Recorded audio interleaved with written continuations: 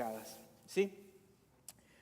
Estamos en la semana número 3 del libro de Nehemías y es mi oración que esta serie te anime, te fortalezca, te alimente tu espíritu y te bendiga tanto como me ha bendecido a mí. Y quiero empezar leyendo 6 versículos del capítulo 4. ¿Cuántos saben que la palabra de Dios es viva y eficaz? Dice así, dice: cuando Sanballat se enteró de que estábamos reconstruyendo la muralla, es Nehemías escribiendo una autobiografía. Dice, se disgustó muchísimo. ¿Quién se disgustó? Sanballat. Y se burló de los judíos ante sus compañeros y el ejército de Samaria. Dijo, ¿qué están haciendo estos miserables judíos? ¿Creen que se les va a dejar que reconstruyan y que vuelvan a ofrecer sacrificios? ¿Piensan acaso terminar en un solo día? ¿Cómo creen que de esas piedras quemadas, de esos escombros, van a hacer algo nuevo?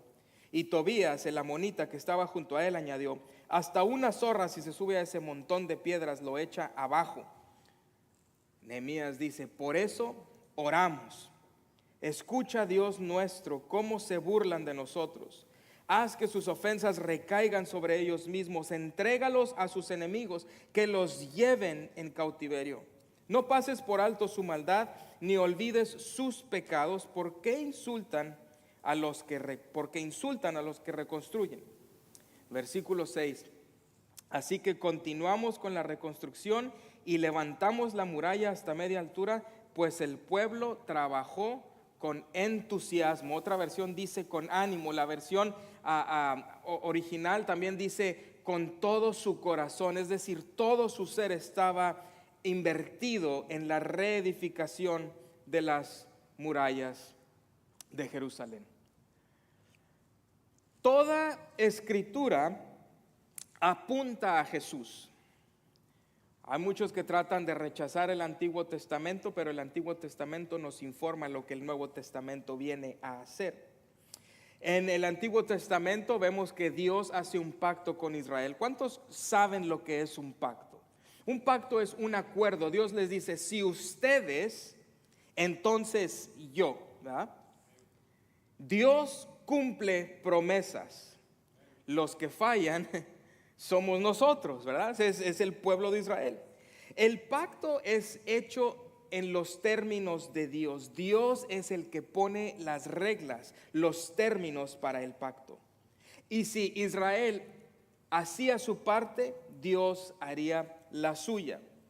Entonces Nehemías se encuentra con una carga al enterarse de que los muros han sido derribados y darse cuenta que la razón por la cual estaban derribados era porque el pacto estaba roto, la relación entre Dios e Israel estaba rota. Entonces Nehemías trata de restaurar las murallas de Jerusalén para acercarse al cumplimiento de su parte del pacto y así restaurar la relación entre Dios e Israel. Escúcheme bien, el objetivo principal de este libro es informarnos y guiarnos en cómo restaurar una relación con un Dios santo y todopoderoso. Este libro se trata de más que cómo prosperar en esta vida. Claro, tiene buenos consejos de cómo lidiar con conflictos. Claro que tiene buenas instrucciones, pero por objetivo principal es restaurar la relación de una humanidad podrida por el pecado con un Dios santo, todopoderoso, lleno de sabiduría y de majestad. Amén. Entonces, Nehemías siente la obligación y el llamado de Dios como un tipo profeta político, se pudiera decir, de restaurar los muros. Ahora ya leímos capítulo 1, 2 y 3, espero que lo haya leído. Vimos que en el capítulo 3 todos trabajan, todos reconstruyen, todos aportan al trabajo. Claro, después hay capítulos posteriores en los que nos damos cuenta de algunos cuantos nobles que no querían ensuciarse las manos, pero eso es para otro mensaje. La prioridad del mensaje de hoy es darnos cuenta que siempre que hay un trabajo por Dios, en Dios y para Dios, habrá oposición. El trabajo de reconstruir las murallas no era solo por reconstruir las murallas, sino era para poder restaurar la relación entre Dios e Israel. ¿Me entiende? Ese es el objetivo principal. Entonces quisiera que habláramos brevemente del blanco del enemigo, porque hay un enemigo que está tratando de derribar murallas, de mantenerte alejado de la obra de Dios, de desanimarte, de presentarte tentación y pecado para destruirte. Pero quisiera hablar de quién es el blanco del enemigo. ¿Quién es el ojo de ese blanco en el agujero del enemigo donde él apunta para disparar? El primer objetivo del enemigo es Dios mismo. En Hebreos 12:3, por ejemplo, dice: consideren a aquel que perseveró frente a tanta oposición por parte de los pecadores, para que no se cansen ni pierdan ánimo. ¿De quién está hablando? De Jesús mismo. Jesús es Dios encarnado. Entonces el enemigo se opone a Dios. El enemigo también se opone al pueblo de Dios. Sabe, al enemigo no le gusta que nos reunamos, que cantemos, que celebremos, que busquemos de la palabra de Dios. En Apocalipsis capítulo 13, versículo 7, dice que al enemigo se le permitió hacer la guerra a los santos. Se le dio autoridad sobre toda raza, pueblo, lengua y nación. Ahora, no se tardaría usted mucho en ver historias en el Antiguo y en el Nuevo Testamento donde hay oposición al pueblo de Dios. Recuerda a David. Él enfrentó oposición inmediatamente. ¿Por qué? Porque por medio de David vendría Jesús. Jeremías, el profeta llorón se le llama. Moisés, al tratar de liberar a los israelitas de cautividad en Egipto. Esther, Pablo. Nosotros mismos enfrentamos oposición. ¿Cuántos de ustedes han sentido alguna pizca de desánimo en los últimos 7 días? Solo yo. El enemigo no solo se opone a Dios y al pueblo de Dios. Esta es la que me interesa hoy. El enemigo se opone a la obra de Dios. Cuando el pueblo trabaja, cuando el individuo trabaja para honrar a Dios con su vida, el enemigo no lo soporta. Si no puede detenerte de orar, te va a detener de trabajar para honrar a Dios. En Primera de Tesalonicenses capítulo 2, versículo 2 dice: saben también que a pesar de las aflicciones e insultos que antes sufrimos en Filipos, cobramos confianza en nuestro Dios y nos atrevimos a comunicarles el evangelio en medio de una gran lucha. Es decir, los discípulos, especialmente Pablo, al ir a predicarle a los gentiles, aunque había sido empoderado por el Espíritu, guiado por Dios, puertas se habían abierto para que él predicara, enfrentó oposición.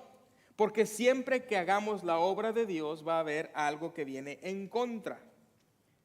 Hay otro pasaje en Hechos capítulo 13 donde hay un hechicero y nos dice la Escritura que se les oponía a los discípulos, se les oponía y los trataba de poner en mal con los gobernadores del tiempo.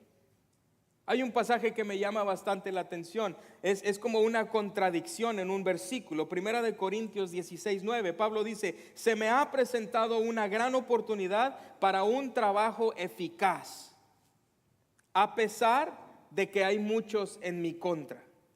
¿Se da cuenta lo que Pablo está diciendo? Está diciendo: se me abrió una puerta para algo que puede tener mucho éxito, pero hay muchos en mi contra. Yo le diría entonces, Pablo, entonces, ¿está la puerta abierta o no? ¿Me entiende lo que le digo?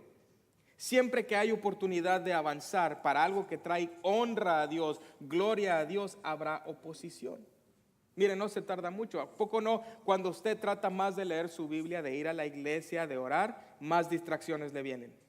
Yo he escuchado gente que dice: no, es que siempre que trato de acercarme a Dios, algo me lo impide, entonces pues mejor de lejos.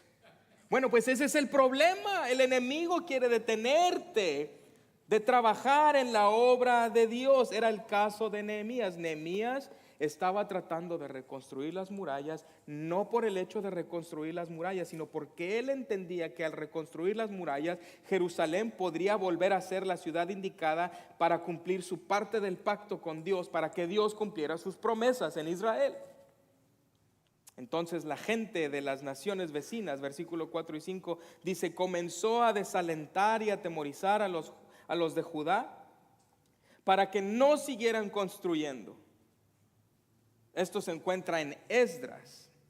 Esdras estaba tratando de reconstruir el templo, era una restauración espiritual. Nehemías es una restauración política. Los dos estaban tratando de traer a la nación de vuelta a como debían estar para cumplir su parte del pacto con Dios. Siempre habrá oposición a la obra de Dios. En Hechos, si usted lee el libro de los Hechos, son empoderados por el Espíritu, llenos del Espíritu para predicar la palabra de Dios, pero nunca desaparece la oposición. ¿Se ha dado cuenta? A veces creemos que por venir a Cristo, por entregarle a Cristo nuestras vidas, no vamos a enfrentar problemas o dificultades o algún tipo de oposición. Yo quisiera informarle que entre más tratemos de reunirnos nosotros como iglesia, de honrar a Dios, de cantarle a Él, de crecer en su palabra, más oposición vendrá. Y el enemigo utilizará cualquier cosa para distraernos.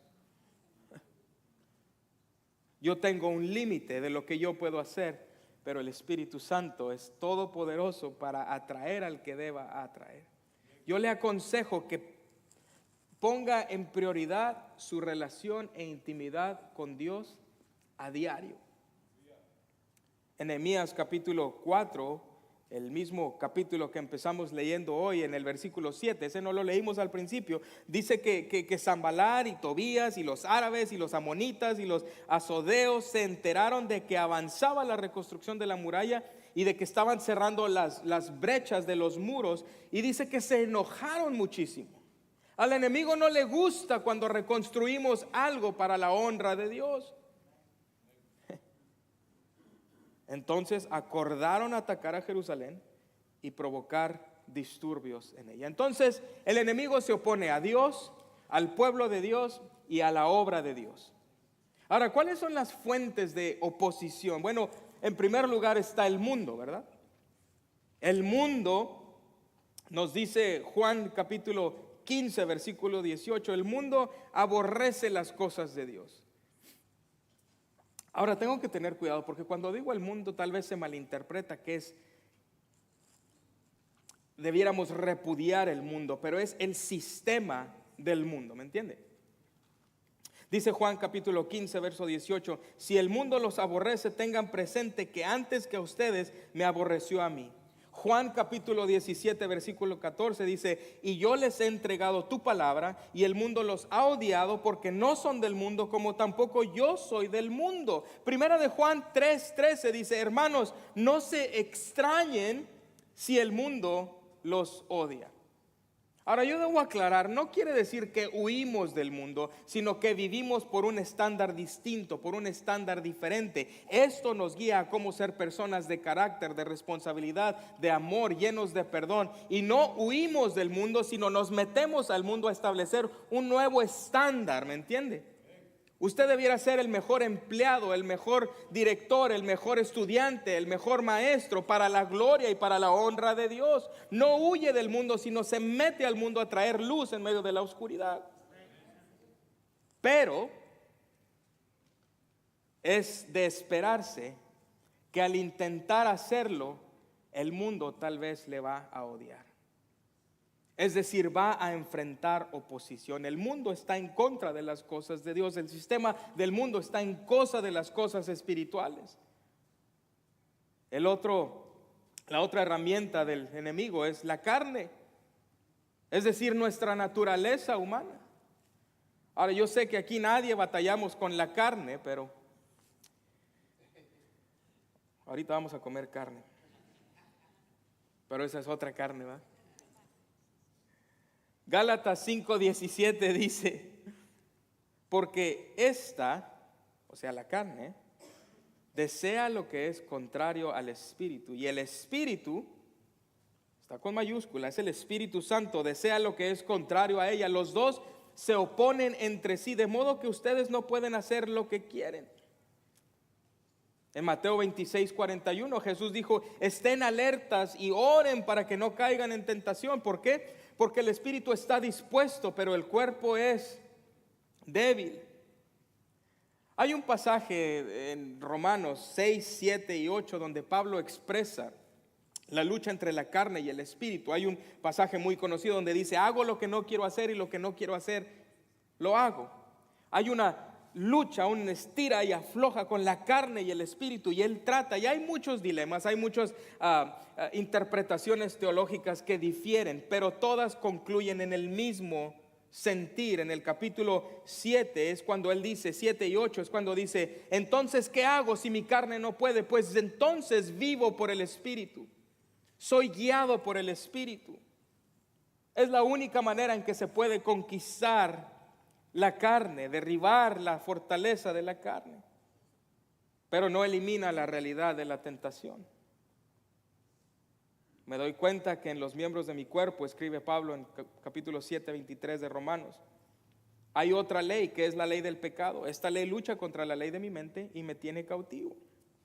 Primera de Pedro 5:8 dice, practiquen el dominio propio y manténganse alerta. ¿Por qué? Porque el enemigo no solo es la carne, es el diablo mismo. Dice, su enemigo el diablo ronda como león rugiente buscando a quien devorar.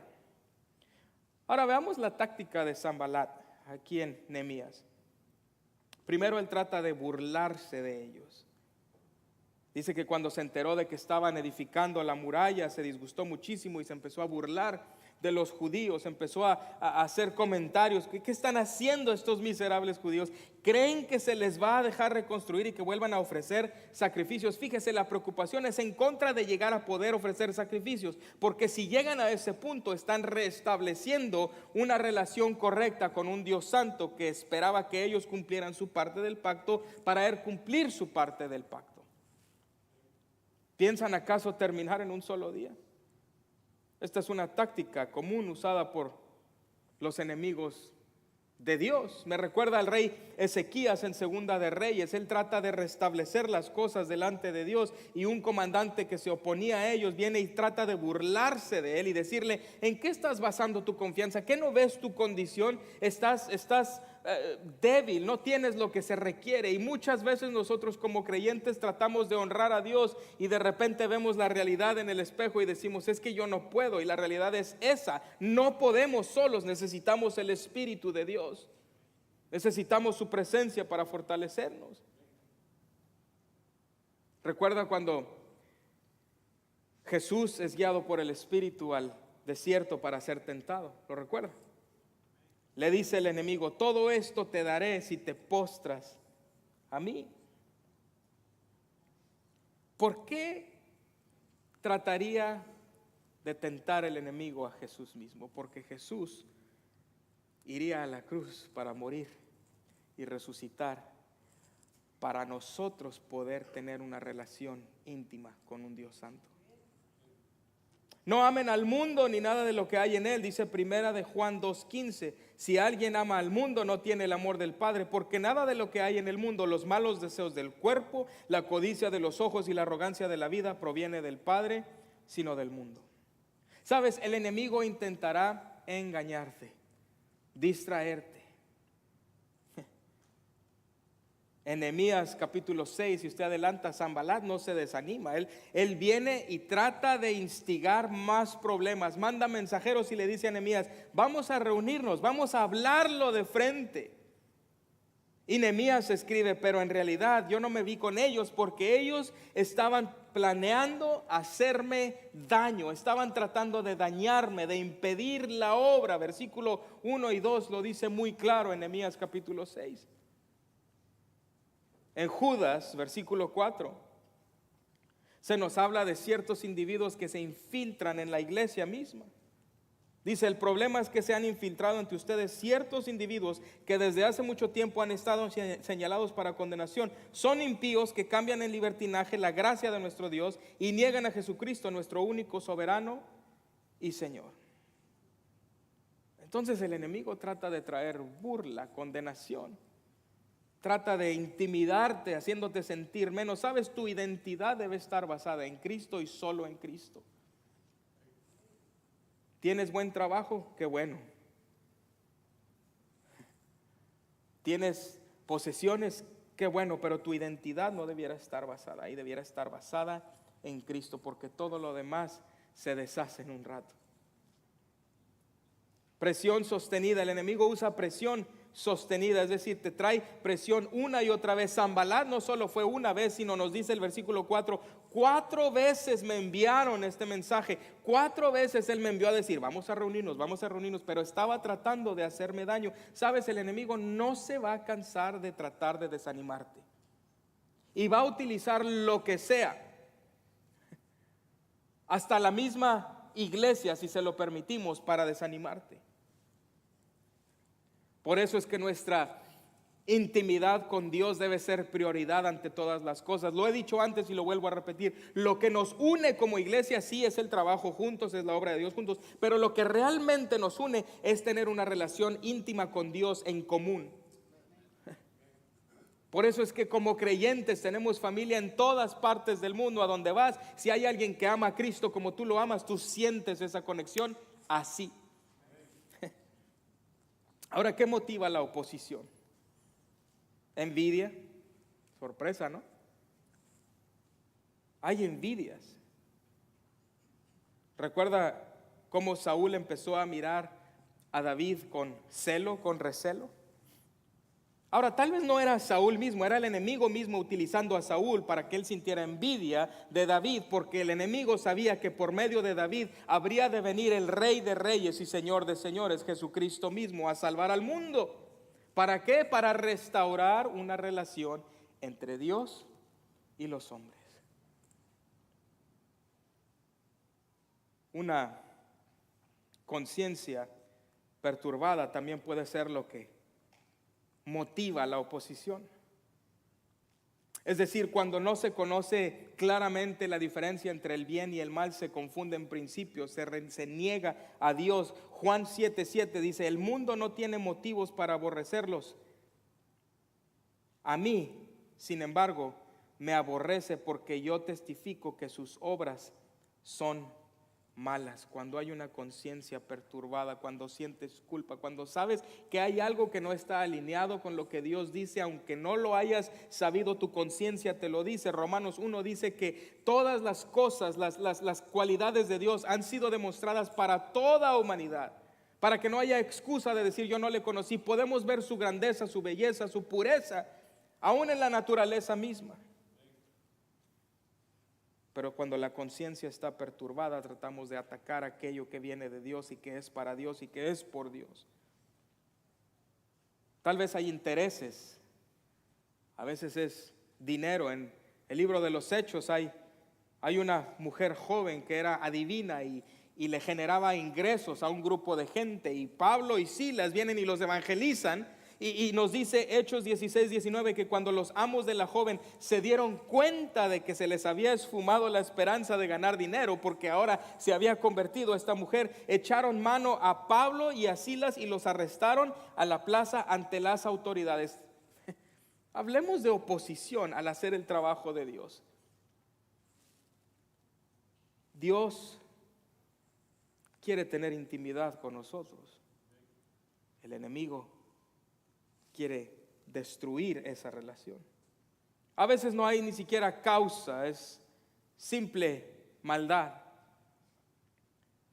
En Salmos 69, verso 4, David escribe, más que los cabellos de mi cabeza son los que me odian sin motivo, más que los cabellos de mi cabeza son los que me odian sin motivo.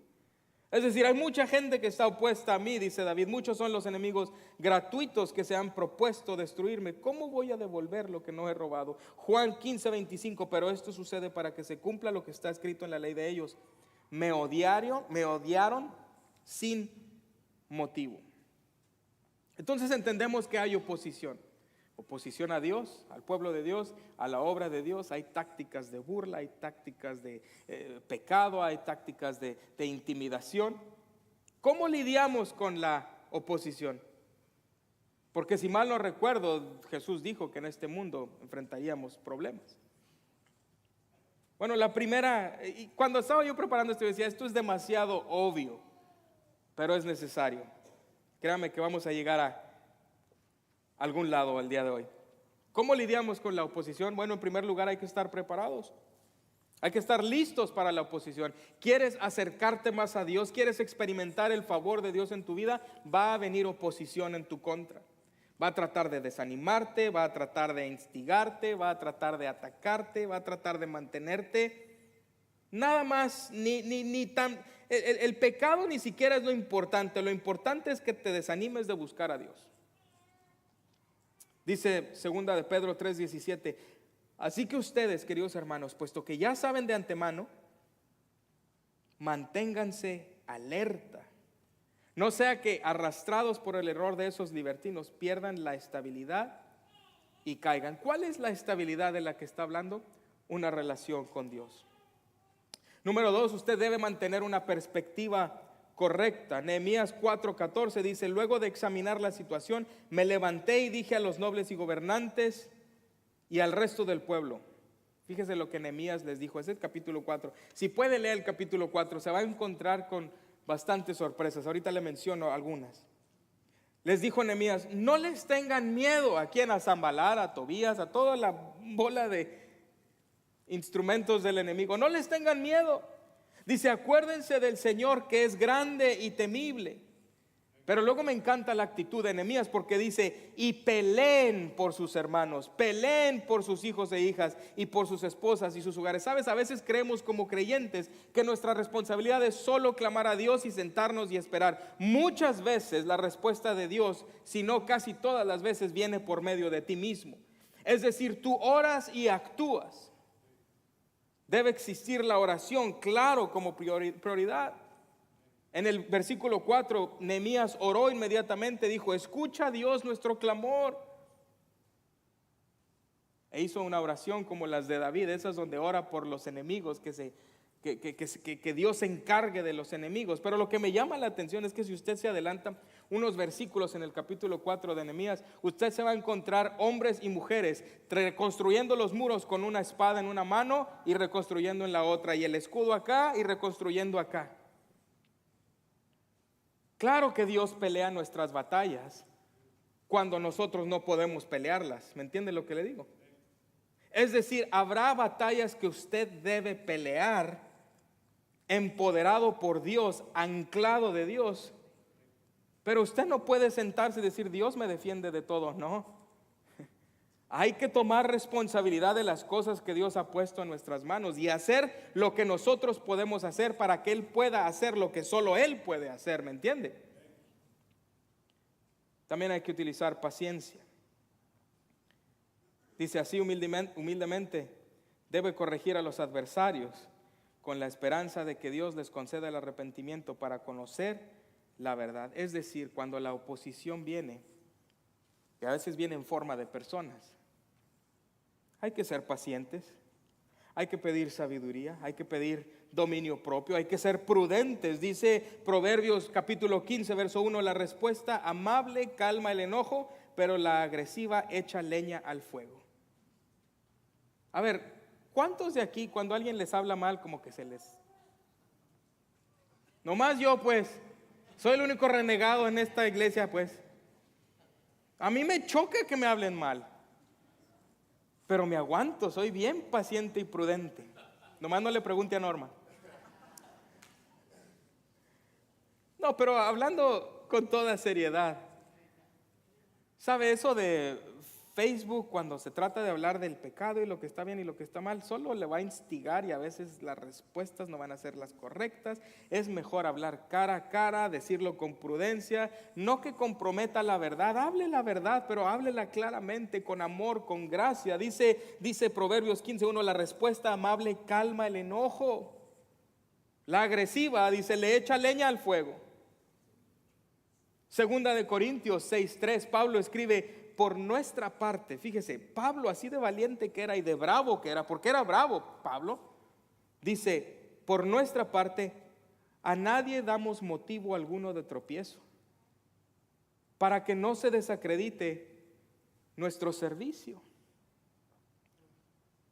Vivimos en un tiempo en que la iglesia aparentemente, ¿verdad?, por lo que se expone, está en crisis, pero la realidad es que no está en crisis. Jesús la sigue edificando, Jesús la sigue construyendo, el Espíritu Santo está presente en la iglesia. Y sí, hay iglesias donde hay divisiones, sí hay iglesias donde hay gente con motivos malos en su corazón y tratan de dividir y tienen envidia y tienen celo y tratan de contender. Pero por nuestra parte, a nadie damos motivo alguno de tropiezo para que no se desacredite nuestro servicio. Yo le aseguro que en todo mi esfuerzo, en mi vida ministerial, nunca he dejado que mi carne domine lo que pongo en redes, lo que le digo a la gente, lo que siento cuando a veces gente ha hablado mal de mí o ha hablado mal a mí directamente. Porque siempre que tratamos de hacer la obra de Dios habrá oposición. También necesitamos perseverancia. Dice, por lo tanto, mis queridos hermanos, manténganse firmes e inconmovibles, progresando siempre en la obra del Señor, conscientes de que su trabajo en el Señor no es en vano. Filipenses 1, 27, 28. Pase lo que pase, fíjese bien, pase lo que pase, compórtense de una manera digna del Evangelio de Cristo. Digna del Evangelio de Cristo. Aquí usted filtra cómo saber a quién escucha y a quién no escucha. A quién le para el alto y a quién le dice, no me digas más. De este modo, ya sea que vaya a verlos o que estando ausentes solo tenga noticias de ustedes, sabré que siguen firmes en un mismo propósito, luchando unánimes por la fe del Evangelio. Y sin temor alguno de sus adversarios, lo cual es para ellos señal de destrucción, para ustedes en cambio es señal de salvación, y esto proviene de Dios. Primera de Pedro 5:9 dice, resístanlo. ¿A quién? Al enemigo. ¿Cómo? Manteniéndose firmes en la fe, sabiendo que sus hermanos en todo el mundo están soportando la misma clase de sufrimientos. Póngase de pie conmigo. Nehemías significa Dios consuela. Le voy a recordar una vez más, porque esta va a ser la consigna en esta serie al tratar de terminarla. Todo texto en este libro apunta a Jesús. Esdras y Nehemías, como recordarás, son libros que algunos dicen que originalmente eran un libro grande, un solo tomo, un solo libro. Esdras trataba de devolver a Israel la posición del pacto en una manera espiritual. El templo debía ser edificado. Nehemías trataba de devolverle a Israel su tierra. Era un líder, se pudiera decir, espiritual, pero políticamente hablando. Ser el pueblo de Dios implica ser el pueblo del pacto de Dios, que por consecuencia trae las promesas de Dios a nuestras vidas. Yo quisiera recordarles a todos hoy que Dios cumple sus promesas. Nehemías era intercesor. Le pide a Dios que se acuerde del juicio, pero luego le pide a Dios que se acuerde de sus promesas.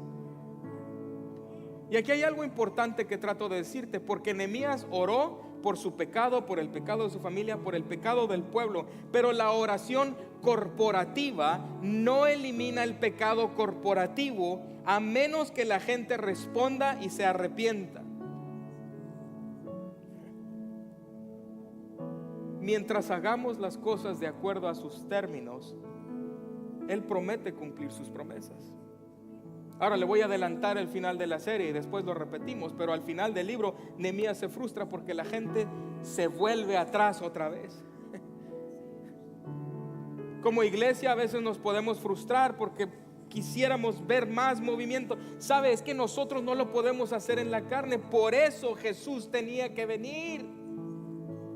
Ahora descansamos en lo que Él edifica, en lo que Él construye, en lo que Él hace, en la carga que Él llevó por nuestros pecados para que nosotros pudiéramos tener acceso al Padre. ¿Cómo enfrentas la oposición? Constrúyelo a la manera de Dios. ¿Quieres una familia fuerte? Edifícala a la manera de Dios. ¿Quieres un buen empleo, estabilidad? Hazlo a la manera de Dios. ¿Queremos ser una iglesia que tiene impacto en esta comunidad? Hagámoslo a la manera de Dios. Señor, te pedimos que nos ayudes a edificar de acuerdo a tus términos, descansando en la verdad de que Jesús llevó nuestros pecados en la cruz. Dios, te pedimos que nos perdones por las veces que hemos tratado de hacerlo a nuestra manera. No más. Deseamos escuchar tu voz y hacer tu voluntad. No solo por las cosas que nos puedas dar, sino porque necesitamos y anhelamos tu presencia. Llénanos de tu espíritu en el nombre de Jesús. La iglesia dice: amén. Adoremos un momento.